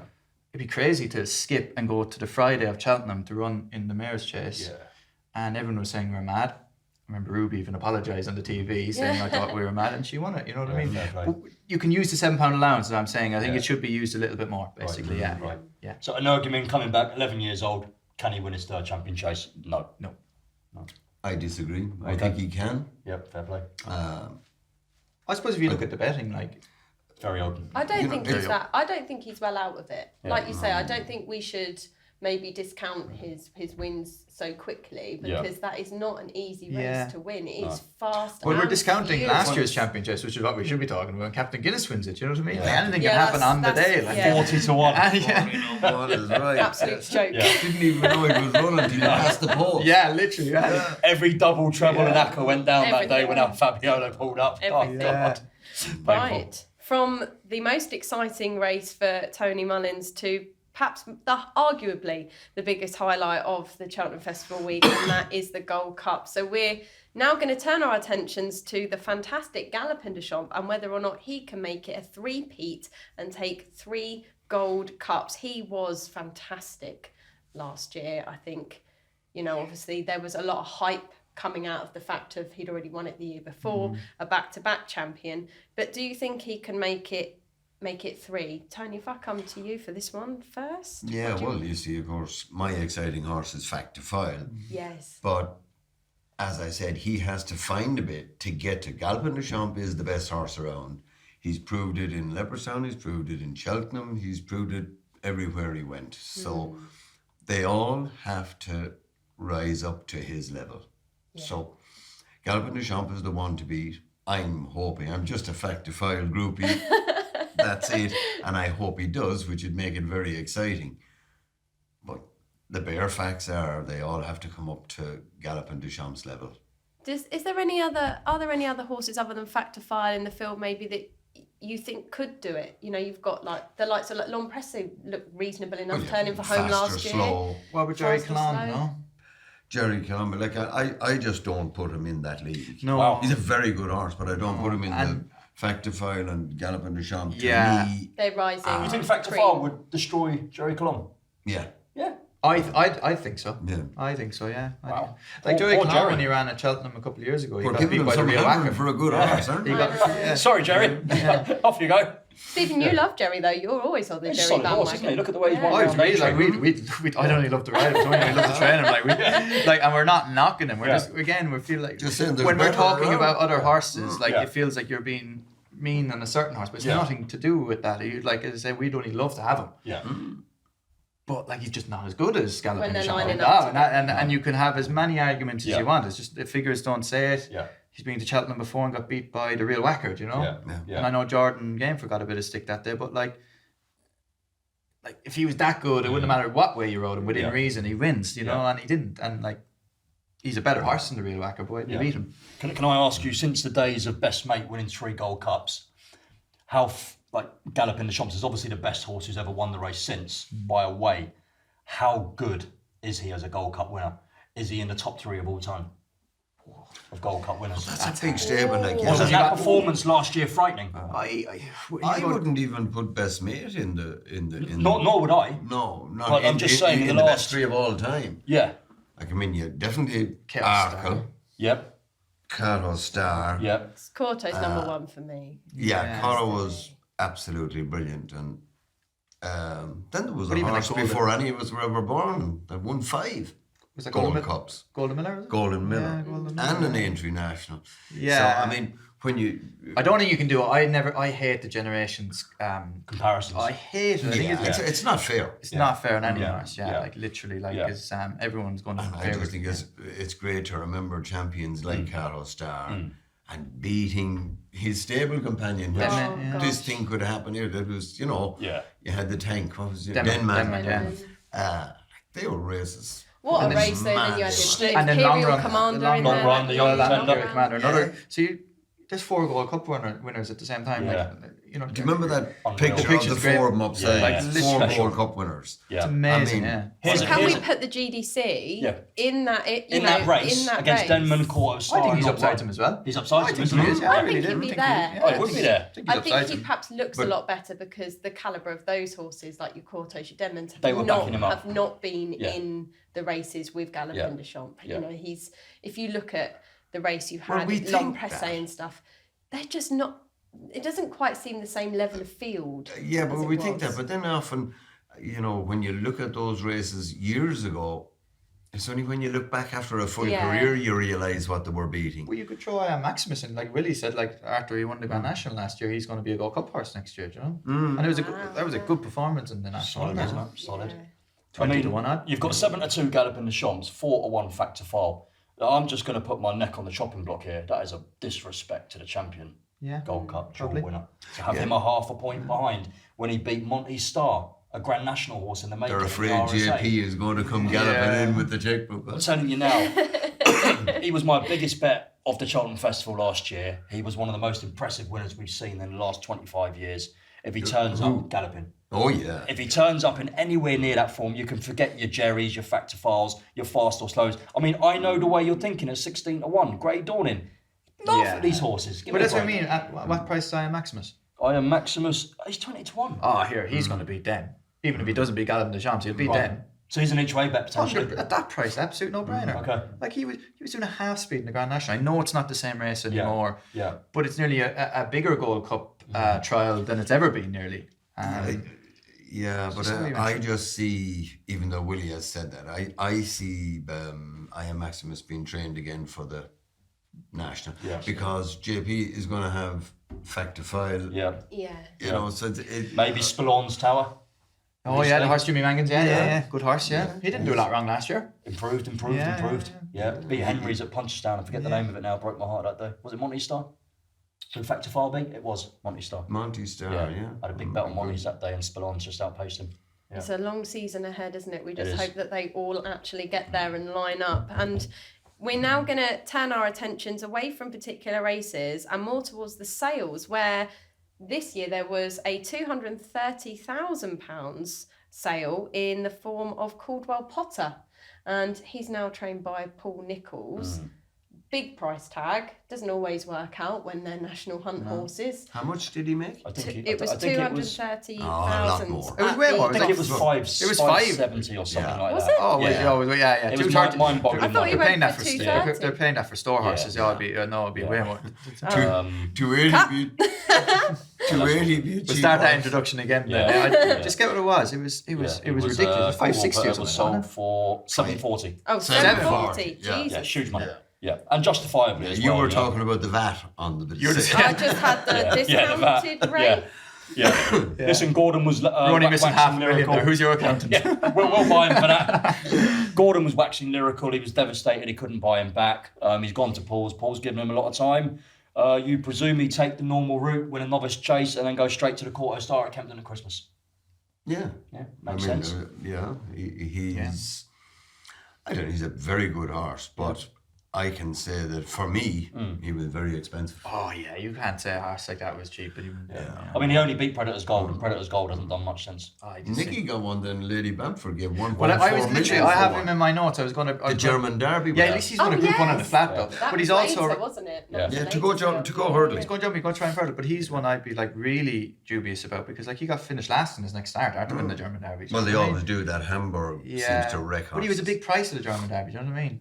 I think, wasn't he? Yeah, I don't think he was he was. fancied. No, You know, he wasn't. I would be very cautious on him. Very cautious. It was Very cautious. sales- Wasn't it great to try and have a full horse win a big race like that? I suppose they tried to do it with Sir Eric, didn't they? And, it was ill-fated. But It's almost like they don't know that Hewick only cost £800.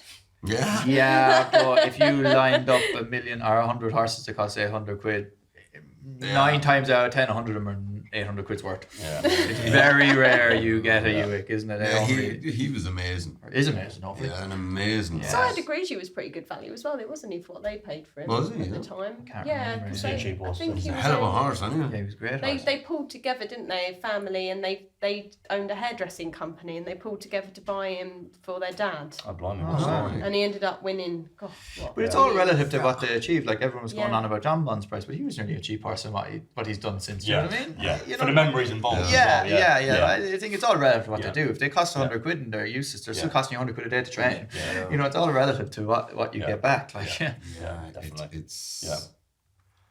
I think that palladium is interesting though. The sales this year has been amazing. Yeah, With the prices that some horses have made to go jumping, Yeah. yeah. it's just amazing. You Our get it game for the is so flat. strong. I can't believe it. But even like when I first started, and Tony will remember this, like this horse and training sale is coming up in Newmarket the next couple of days. You'd be over there looking for jump horses, and you'd get one. Whereas now all those horses are going to Japan, and the jumpers can't get a bid in. Yeah. Yeah, bid in. Yeah. Yeah. They're not Okay. But our game is so amazingly strong. You know, about 10 years ago, I said, "Where's this game going?" I got that one very wrong. There's a lot of money this men game- around. Whoo, and they all want a All horse, want and a they racehorse. kill each other for one. Yep. They all want to live the dream. Yeah, So- but it is a dream. When is. you go to Cheltenham's, and Yeah. I think I would have. I know everyone puts Cheltenham on a pedestal, and I understand it, but I think it does the other festivals a massive injustice. Like Aintree is an amazing. I know I we're It love does, entry. but we must have, you have to have an the Olympics. Olympics. Yeah. And it's It's a pity for the others, but I'll tell you one thing: go and try and win at any of the I others. know what I'm saying, yeah. But Yeah, like I mean- Aintry's an amazing festival as well, like you know what I mean, and Punchestown of course, and even Fairy House Easter, you know what I mean. and the Dublin Racing Festival, You know, I mean, Up the jumps. Yeah, it's great, yeah. A stacked. And I think that's a calendar. flat racing miss. I know it's a jump racing, so Yeah. I think like everyone loves the Ebor, and you know Yeah. like, they don't really have that much to focus on. You got Goodwood, Ebor, Ascot. Ascot. I guess Yeah, that's it, Royal really, isn't it? Ascot's Yeah. about the, I would say perhaps your equivalent. Would it be? Because you can't put the Derby up there anymore. No, not anymore. No, that event I was was, in the Oaks last year, and I couldn't understand the atmosphere at all. There was nothing there for Oh, a there was classic, like no you know. one there. Yeah, was there? no one there. Yeah. I think people had their heating on. The only thing is that as far as Yeah, it was competitive horrible. racing goes, and betting maybe, Ascot wiped the floor with Cheltenham. Oh, Yes. sure, because you had Wiped competitive the racing. floor. You It had did. 20 runner races where you didn't have a 1 Yeah. or 2 favourite, Yeah. or 4 runners turning up. And Cheltenham would want to be careful, keep going down that Very way. You careful. can't keep And that's living on why that. punters are putting these videos in. God love them, I couldn't do it, but they're watching Cheltenham in Benidorm. Like, it wouldn't be for me, I'm a purist, I love my racing. yeah. Nothing beats seeing like a jockey like yourself come back in and I'm there taking a photo of you, cheering you home on the rails and flashing my dockets or on the shouting way. abuse, shouting abuse at you. Hey, that's your bollocks! Flash of the document. I have to do that. You've got to give me this back. Nothing beats that feeling. But we've all seen the Cheltenham demise of attendance figures recently. Pricing of accommodation in Cheltenham's absolutely mental. You know, it's in a place at the moment where it's quite dangerous. Yeah, and I think obviously there's a few times on the podcast today we've spoken about quality of horses and golden ages. You know, it's just a shame we can't find one now Yeah. for the kind of the current fans of Yeah. the game. You almost want every generation to have their golden Yeah. age, Yeah, and it but just that- doesn't feel like we're in it at the moment for ours. I'm a little bit repeating myself. That's what makes great champions. That they are rare. Yeah. Yeah. And You by need the God, mix, you know, though, don't you? You need But the you mix. do You need need them. some. You need a few. Yeah. You can have. I know you can't have the ultimate champion every couple of years. So, like, I mean, the ones that I remember, like Carter Star, there was another horse now, but Desert Orchid. Yeah. I mean, Winning handicaps. the followers he had, it was just unbelievable, you know. And he ends up winning a Gold Cup, and you know, 2 years earlier, you would have thought he shouldn't even be entered in a Gold Cup. He ends up winning a Gold Cup, and King George is every day of the week. And, Yeah. like, those were great champions. I was just getting into racing at the end of his career.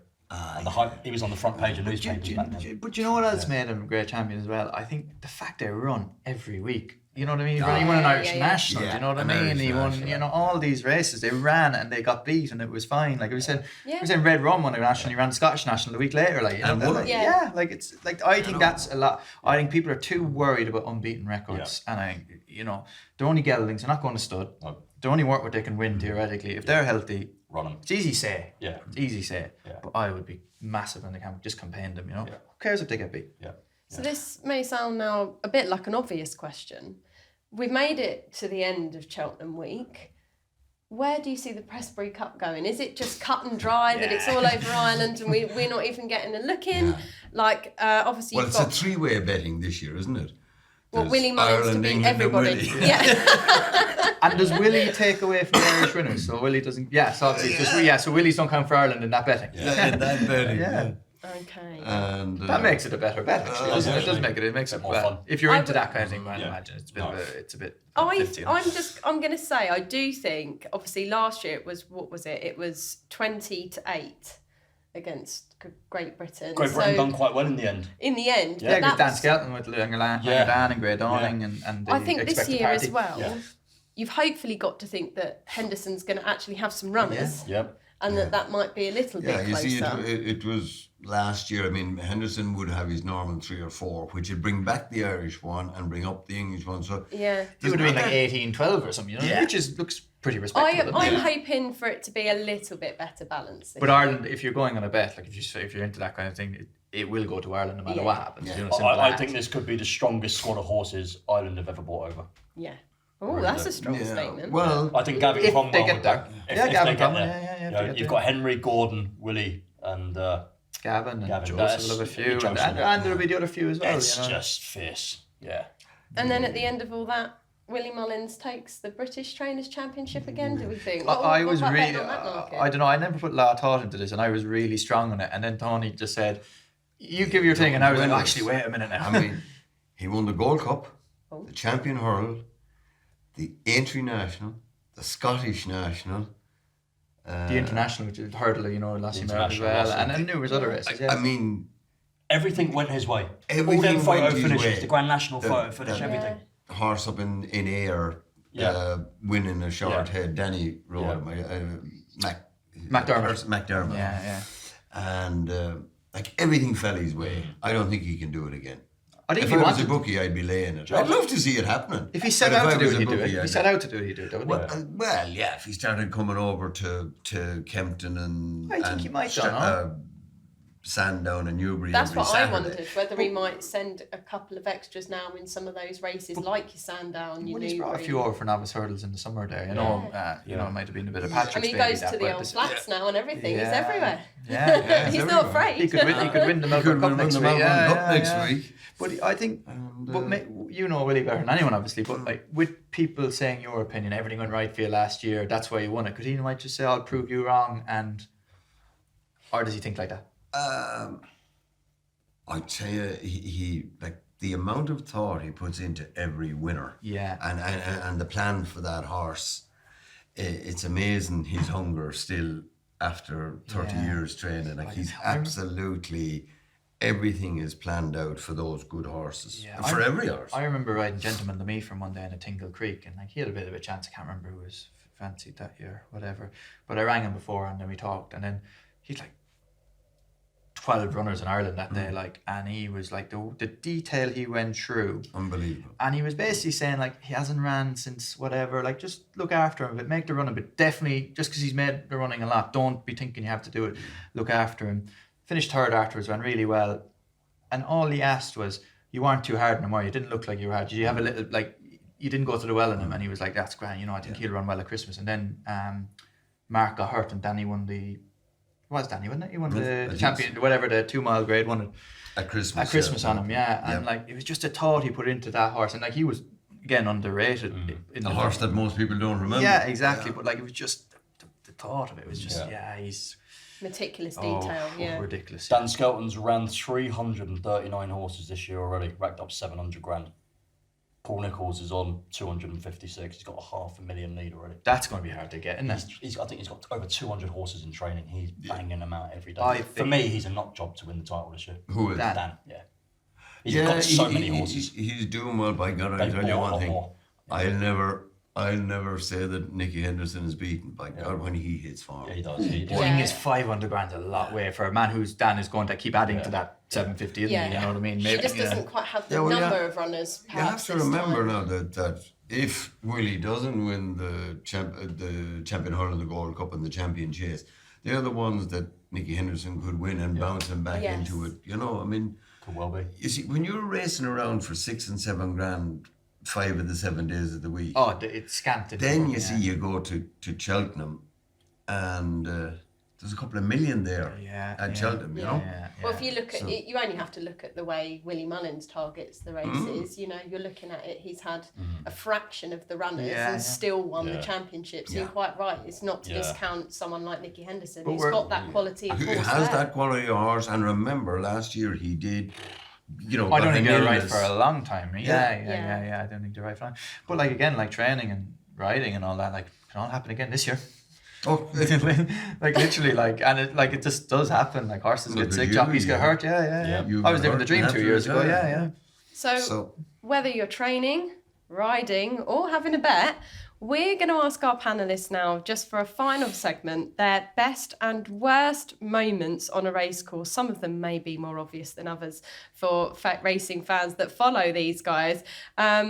Aiden, I'll come to you for this one first. For the worst, you need a 2-part show, I think. Yeah. But the obvious one was obviously breaking my leg. You know, it was 18 months ago, and I'm still only halfway through. As I said, I got an operation on Thursday, and I'll have another one after that, and that'll be 4, potentially 5 operations to have on it. Ruined my career, like changed everything, because the way I positioned everything in my career up to that, like I always tried to be champion jockey. And then I got hurt a few years before, and then I found loads of good horses in there, like Paisley, Put the Kettle On, Jambon, and there was other ones that came through as well. I was winning loads of big races, and I thought, this is brilliant. And I wasn't a slave to the game, like I was 700 rides a year. I was like 3 400 rides and like 3 times the prize money nearly, and then literally all gone. Yeah. So that's the worst. Yeah. Worcester on the 15th of June 23, and I'm terrible with dates, but I'll never forget that one. Yeah. And the best, I was lucky. I had a lot of good days. Paisley definitely, Stairs Hurdle 2019. Wow. Yeah, it was brilliant. Yeah. Like I had 1,000 winners, just under 1,000 winners before my first grade 1 winner. Yeah. Like that's a long time. I was Paid at your 9 dues something, there. and then they came thick and fast afterwards. Yeah, Unbelievable. thick and fast. And like he was, but the main thing about him, and you're on about champions. Well, I know maybe might have been better still. He won one Stairs Hurdle, but he won graded races for like 4 years in a row. Yeah. Like he won like 12 or 13 graded races, which takes a lot of doing, and that means he turned up for 4 seasons basically. That last one in the Cleve Hurdle. Yeah, well, he was 3 short heads last year, wasn't he? Newbury, the Cleve, and Brandon's Yeah. high every time. and the long walk again. He won 4 long Yeah. walks. Yeah. But was it the year before? Was it 2022? When he was like. Oh, when he whipped 5,000 around, to yeah, one. yeah. When he whipped round It's some unreal, rubies, that. How the rubies hell giving did he it, win? pull him up, Yeah. pull him up. Yeah. That Yeah. was. No, but the I reason, nearly cried when But he it- came but home. I it- couldn't yeah. believe it. Yeah. but the reason for that is like he missed his prep the year before, and that's why I think he got beaten the Stairs Hurdle, because he thrived off racing again, and his prep the year before was called off. His Right. Cleve Hurdle the year before was called Yeah. off. So he arguably could have won 5 Cleve Hurdles, Right. and he wasn't the same at Cheltenham because he was very hard horse to work up and on that, because he was just that bit like under. Yeah. You couldn't do anyway. He just needed to go racing because he Yeah. didn't do a stroke at home, and he missed the prep the year before, and that's why I think he got beat, because he wasn't the same horse the whole way through. And that's after winning a long walk as well, so Yeah. his form was still there. So when he whipped around in the Cleve, I didn't really care about winning. I was like, you're having a prep here, because if you don't run here, you're going to go straight to Cheltenham. And as well, With that run. there was 2 horses in the race. There was about 4 or 5 altogether, but he was going to beat 2 of them no matter if he whipped around 4 times. There was still about 12 grand for third Yeah. at least. So he was getting the prep and I was getting the check, Yeah. and ended up like that he won, which is amazing. But it was great. It was great actually, and it was probably outside of Cheltenham Yeah. by far the most. Like they were coming like 4 deep to the walk down, which doesn't happen at them meetings. It only happens at Cheltenham. Like they were parading them, and you got 3 cheers in the parade ring. It doesn't happen at those meetings. Like that was special for grade 2 as well. Like that was probably up there with the next best winner ever rode. The life of a jockey, up and down. Yeah, down and up a little Yeah. bit. Tony? The trainer's worse. I was going to say, life of a trainer. What's the worst ever memory on a race course? Well, actually, it was worse. This many years ago now, but it ended up being quite funny as time went by. I was riding a horse one day, in my jockey days, I was riding a horse one day down in Limerick Junction, or Tipperary is called now, and he was 2-1 on, and the next horse in the betting was a Brendan Sheridan ridden horse, was 2-1, and 20-1 the rest.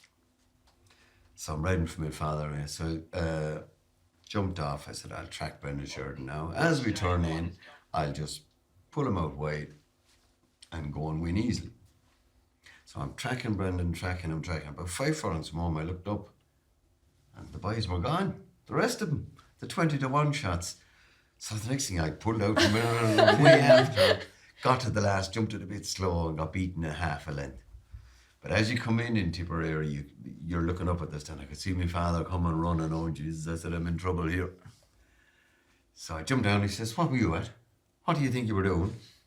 I said, I was following Brendan Sheridan. I said, and his horse was the only horse to beat. I said, and then I got caught out. And he turned to me now, he says, you're not a great jockey and you're at your best to ride 1 horse, don't try and ride 2.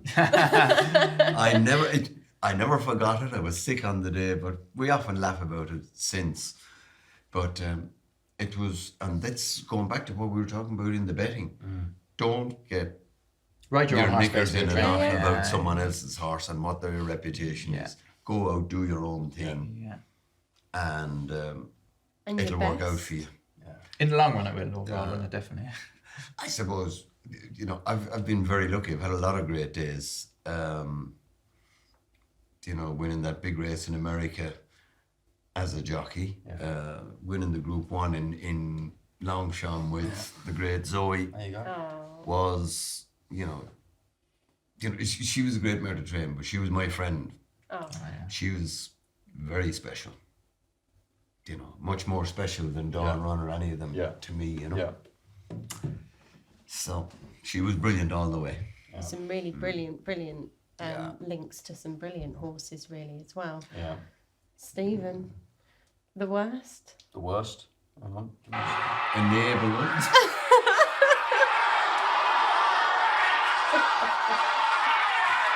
Keep it steady. Come on, go! Let's go, Frankie! You see this? Let's go! No. History! History! History! A superstar! A superstar! She's done it! And Abel's done it! Oh, stop it! Is that your first day racing? Was it? That was his first beer. Waldergeest. Enable. What a racehorse. That was a lot of people's best day in racing after looking at that video, wasn't it? Oh, it was. Millions and millions of retweets going, yes, he's lost. I started back in her anti-post, almost probably after she won her first arc. I stood to win a hell of a lot of money, but I loved the horse more than anything. We went on a real journey with her and John Rosden over the years. And I turned up that day, and the week before the arc, the heavens opened. It was disgusting ground. It was just absolutely... Like this year's one, probably, yeah. Yeah, tacky rubbish. And the story, which I've never spoken about, why I'm running down to watch the race. What happened? Were you like... I was in the parade ring. I worked for France Gallo. I was doing my bits and bobs, and a fella tapped me on the shoulder. Hello, Mr. Stephen. I am the nephew of Prince Khalid Abdullah. Lovely to meet you. So he's having a chat with me now. The horses are leaving the parade ring. It's the arc. Trying to get away. I'm thinking, I've got to get out of here. So finally, I managed to get down to watch the race, and that was the end of that. So listen, one of the most painful days of my life. She was a legend. We're just being hurried up for time. We had a producer saying we've got to get out. My best day on a race course was in Spiral winning the Breeders' Cup. I've had tons of great days at race courses. I can't think of all of them. But I went to my first Breeders' Cup in Santa Anita last year. I had a mega bet on her to win at 5-2 and Frankie Dettori. She missed the break. I was drinking whiskies and gins all day long. The heat was 35 degrees, sweating, dehydrated. Frankie, the greatest jockey of my lifetime on the flat, came with a pearl of a run. I was celebrating with the Cheveley Park boys out there. It was just magical, and that's what racing's all about. The highs and the lows. The highs and the lows. And to sign us off, one final thing we're going to do today is we're going to do a Lucky 15 charity bet. So I'm going to go around the panel and we're each going to do one selection for the Lucky 15 for the Cheltenham Festival. So Aiden, I'll come to you first. One horse to go in the Lucky 15. Ballyburn in the Arkle. Ballyburn in the Arkle. Tony? I suppose it'll have to be Tihupu in the Stayers Hurl. Nice. I'm not going to put Brighter Days Ahead in for the mares because Aiden has swung me saying Lossie's going to run and she scares the life out of me. So we'll go for a horse I've tipped up already, Dancing City at 12-1 for the Brown Advisory. Willie Mullins. Dancing City in the Brown Advisory, and one for me to finish off the Lucky 15. I'm going to go very obvious and go for Galopin de Champs in the Gold Cup. So hopefully that will come in and win some money for charity as well. So thank you so much for joining us, and probably made your way through a good few cups of tea during the podcast. And don't forget to tune in next time. Up the jumps!